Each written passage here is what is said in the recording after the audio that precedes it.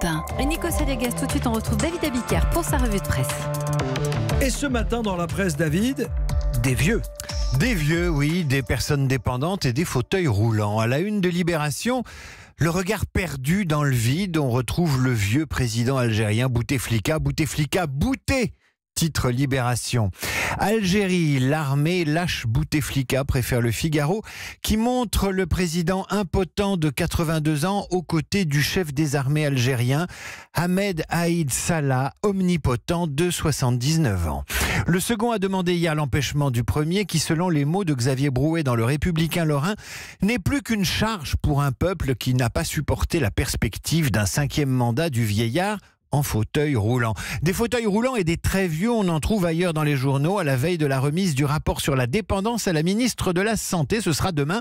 Grand âge, un défi à relever d'urgence, annonce le Télégramme. Vieillir chez soi, pas si simple, titre La Croix. Et l'humanité s'inquiète. Dépendance, la facture menace les retraites.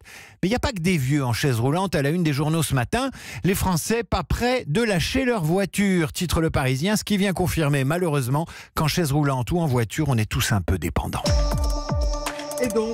Et donc, les Français accros à leur voiture. Je vous en parlais hier du plan transport et nouvelle mobilité présenté dans Ouest France par Elisabeth Borne, la ministre des Transports, qui a pour ambition de nous rendre moins dépendants de la voiture. Eh bien, il y a du boulot. Le Parisien aujourd'hui en France a posé cette question aux Français. Parmi les modes de déplacement suivants, quels sont ceux que vous utilisez habituellement pour aller travailler ? La voiture pour 75% et en seconde position, mais très loin derrière, les transports en commun.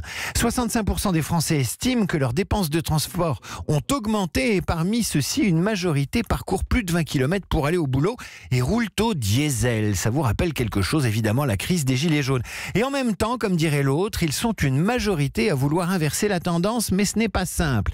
Et ce qui résume le mieux ce que l'historien des mobilités Mathieu Flonneau appelle une fracture entre ces citoyens qui roulent et ceux qui s'en passent, c'est le dessin de Rançon dans Le Parisien aujourd'hui en France, avec ce provincial qui interroge un Parisien. Voilà ce qu'il lui dit. « Mais comment pouvez-vous vivre sans voiture à Paris ?» Ce à quoi le Parisien lui répond « Mais comment pouvez-vous vivre hors de Paris ?»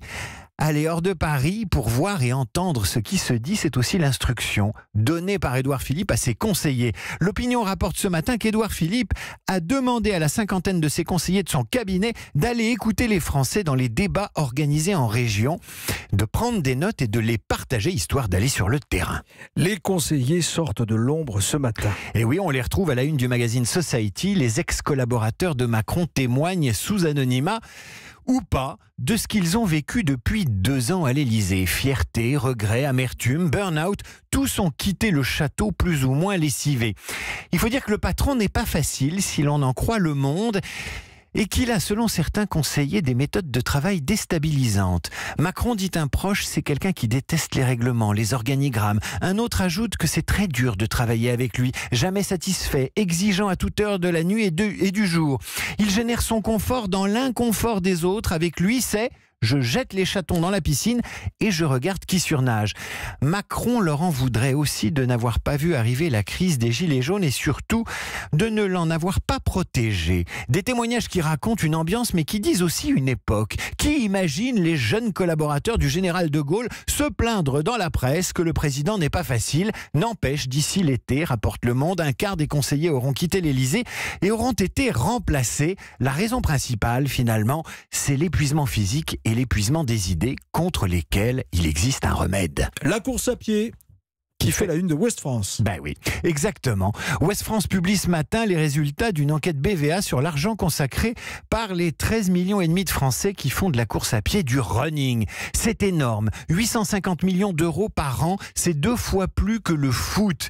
Et les budgets courses explosent. 564 € par an pour les hommes, 388 € pour les femmes. Ça comprend les chaussures, les dossards et l'inscription aux courses. À titre d'exemple, s'inscrire au marathon de Paris le 14 avril prochain coûte entre 89 et 119 €. Et plutôt que de parler d'argent, je vais terminer avec une citation sur le site Oser Courir, spécialisé évidemment dans le running. Voilà ce qu'il nous dit. Ça va nous aider à nous motiver. Allez. Même le dernier d'une course est devant ceux qui ne courent pas.